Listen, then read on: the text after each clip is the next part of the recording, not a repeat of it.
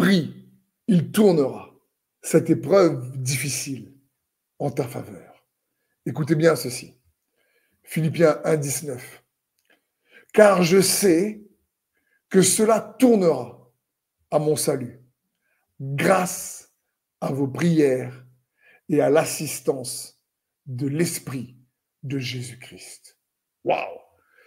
Paul ici nous montre comment il est pleinement convaincu, pleinement persuadé en l'efficacité de la prière des saints. Il dit même pas ici je crois. Paul dit je sais. C'est qu'il décrit ici une pleine persuasion. Il dit cela va tourner à mon salut, à ma délivrance. Dieu va me délivrer. Je sais qu'il va tourner le mal que l'ennemi cherche à me faire pour mon bien. Il va tourner ça. Paul savait que même les situations les plus noires, même les ténèbres les plus noires, Dieu pouvait faire jaillir la lumière et amener la lumière des ténèbres les plus noires par la puissance de la prière. Il va dire, par exemple, dans 2 Corinthiens 4,6, en effet, le même Dieu qui un jour a dit que la lumière brille au sein des ténèbres, il a lui-même brillé dans nos cœurs pour y faire resplendir la connaissance de la gloire de Dieu qui rayonne du visage de Jésus-Christ. C'est magnifique. Ici, Paul dit, il dit, le même Dieu qui a dit un jour que la lumière brille du sein des ténèbres. Il est en train de dire, même quand il y a les ténèbres noires, Dieu est capable d'amener sa lumière.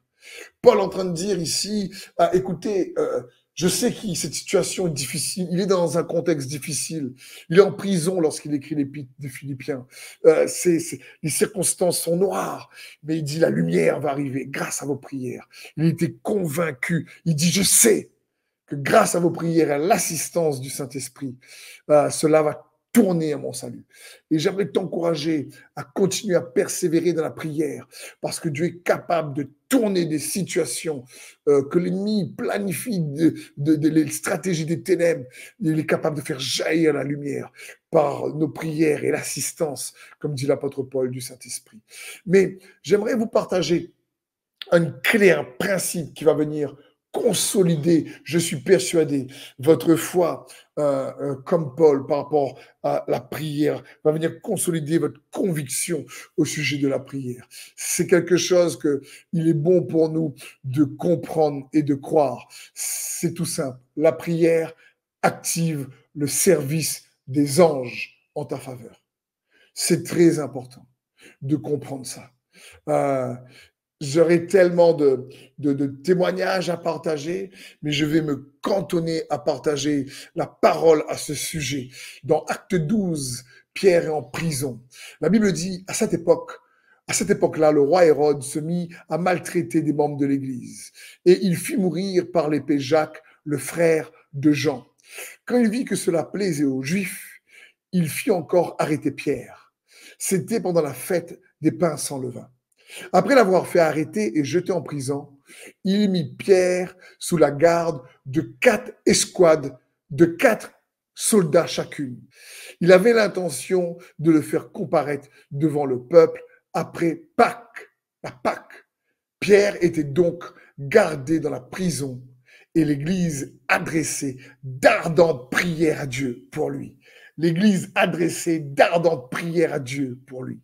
Et vous savez, la suite de l'histoire, ici, je vous encourage à le lire chez vous, Acte 12, c'est que Dieu envoie un ange dans la prison délivrer Pierre. Il est en train de dormir profondément, il est dans la paix, il ne s'inquiète pas, même s'il y a 24 gardes. L'ange lui donne un coup de pied pour le réveiller, tellement il dormait profondément. Et l'ange lui dit, tu mets ta ceinture et suis-moi. Il se prépare et il suit. Et la Bible dit que Pierre pensait que dans un rêve, une vision, il n'avait pas compris. Il passe une porte, il passe 2 portes, il passe 3 portes, et jusqu'à la porte de fer. Il y a plein de principes là-dedans. Mais il arrive ensuite à l'extérieur. Et là, il se rend compte que Dieu l'a délivré. Et il va dire ceci au verset 11. Revenu à lui-même, Pierre dit, maintenant, je sais vraiment que le Seigneur a envoyé son ange et qu'il m'a délivré du pouvoir d'Hérode et de tout ce que le peuple juif attendait. Waouh! Il a non seulement envoyé son ange pendant que l'Église priait pour libérer Pierre d'une situation, d'une épreuve dure, de ténèbres noires, il a fait jaillir sa lumière en envoyant son ange. Et tout ce que le peuple attendait de mauvais, ils avaient prévu des choses mauvaises, des stratégies mauvaises. La prière est venue faire en sorte que tout ce qu'ils attendaient, tombait à l'eau. Et j'aimerais te dire, je ne sais pas ce que l'ennemi a pu planifier dans ta vie dans les jours qui viennent. Et qu'est-ce qui t'attend comme stratégie mauvaise? Mais la puissance de la prière, mon frère, ma sœur, a la capacité de venir annuler ses plans, d'envoyer les anges de Dieu venir déjouer ses plans. La prière a aussi un effet préventif. Elle est capable de venir faire en sorte que les gens soient activés pour notre service. Et ça, c'est un des principes fondamentale que nous ne devons pas oublier. C'est pour ça que Jésus nous dit prier sans cesse. Quand tu pries, tu perds pas ton temps. Quand tu pries, tu as l'impression peut-être que rien se passe. Mais crois-moi, les anges sont à ce moment-là, l'exercice de leur ministère est activé par nos prières. Lorsqu'on prie, tu pries pour ta famille, tu pries pour ton travail, tu pries pour ta santé, tu pries pour, attention, pour une relation, tu pries pour une collaboration, je sais pas. C'est la prière va activer le ministère, le service des anges en ta faveur. C'est pour ça que Paul dit, je sais. Il est pleinement convaincu. Il dit, je sais que ça va tourner à mon salut, à ma délivrance, grâce à vos prières et à l'assistance du Saint-Esprit. Mon frère, ma sœur, prie. Il tournera ton épreuve en ta faveur. Je prie qu'il en soit ainsi pour toi, dans le nom de Jésus. Amen.